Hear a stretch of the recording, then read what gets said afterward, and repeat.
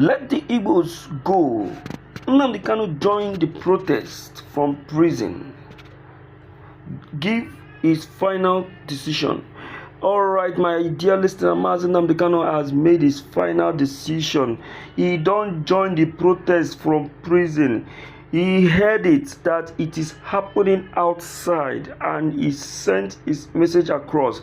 Believe me, the IPOP leader is determined. He's determined despite the present situation and condition that he's currently going through. In fact, I tell you, with what Nigeria is doing, I tell you and I doubt that this very country will really still be united. Make a Karuna enter inside the protest ground and hear what they talk about. Make we enter there.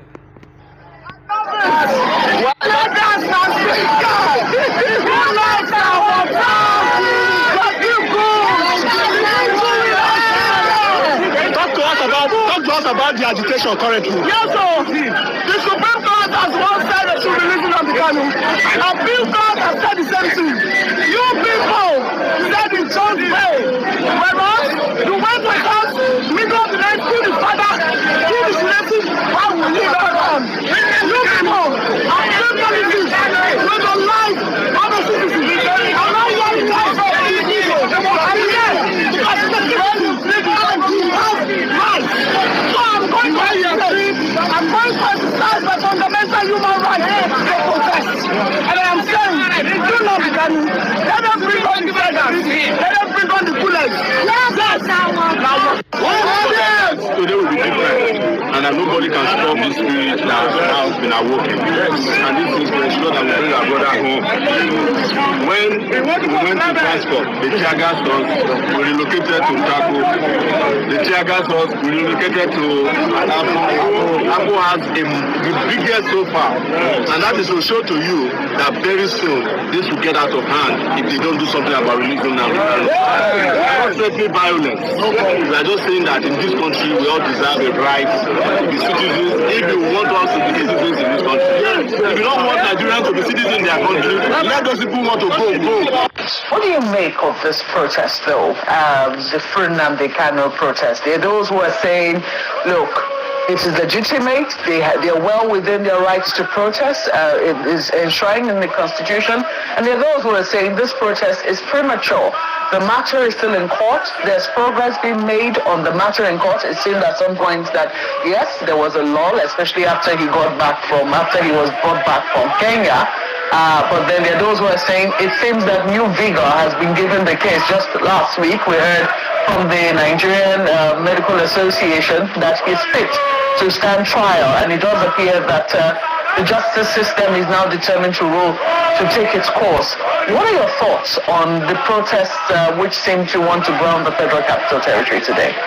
Well, first and foremost, the Constitution is very clear. Section 36, subsection 5, that every Nigerian citizen is deemed to be innocent until proved guilty. A nation that detains a human being more than 7 years, and you have him in your custody, and yet he couldn't even reach a judgment as to the culpability of his crime, is a nation that is failing in the dispensation of justice. Justice delayed is justice denied.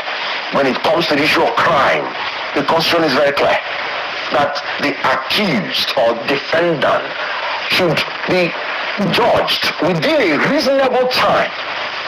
It is very unreasonable to keep a man in detention for almost 7 years. What are you judging? This is telling on the judicial process of Nigeria. I tell you again, in the Constitution, they say the Attorney General, while making any decision as to charging anybody, discontinuing or taking over any criminal charge, should have regard for public interest, the interest of justice, and the need not to abuse the legal process. For me, in the case of Nnamdi Kanu, the legal processes have been abused. Nobody will remain sane to be in jail for more than 7 years that a case is being tried. People are frustrated. People believe that if you do not find anything against this man, release him or reach a political solution. That is what is bringing all these things. It's a result of frustration that there is no interest of justice served in this. So, diligent prosecution is one of the pillars of justice in a criminal offense. I do not see that diligence. And the federal government is failing on all fronts.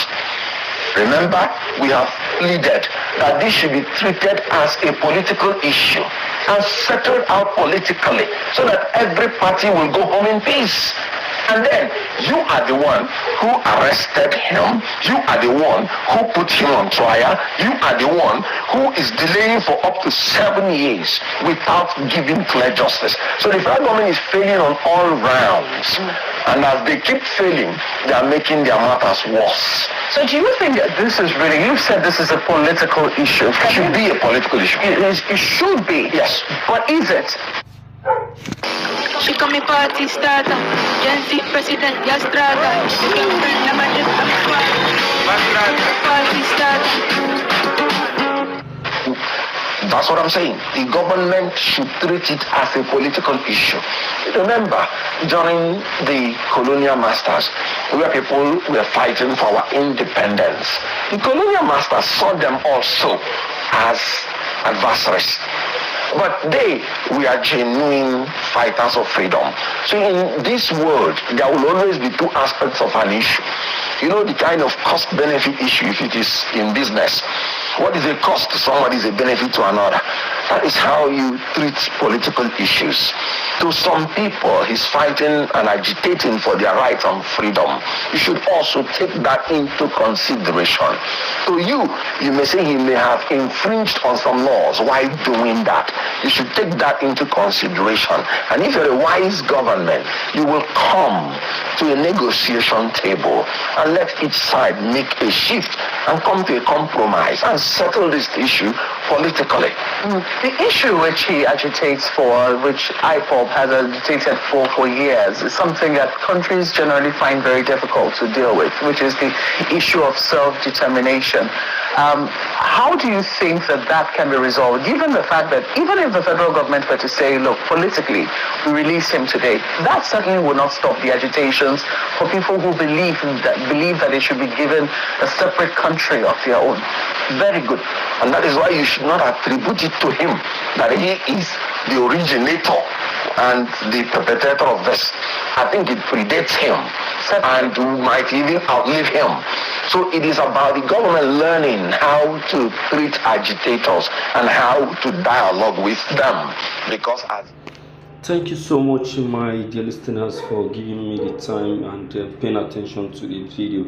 If you listen to what Okonkwo is saying, as we all know him, he is also a lawyer and also an actor. You can see it even from the tone of his voice. Imagine keeping a man in detention without finding any single sign of crime. Since they were unable to discover any sign of crime, since they are unable to discover that he did not commit any crime, so what's the use of keeping him in prison? It is frustrating and killing, and that is what has pushed these people out. The people you see out there are frustrated. They are frustrated by the attitude of this very nation. The attitude they are putting up on this very young man is unjust. It's injustice. See, let me tell you something.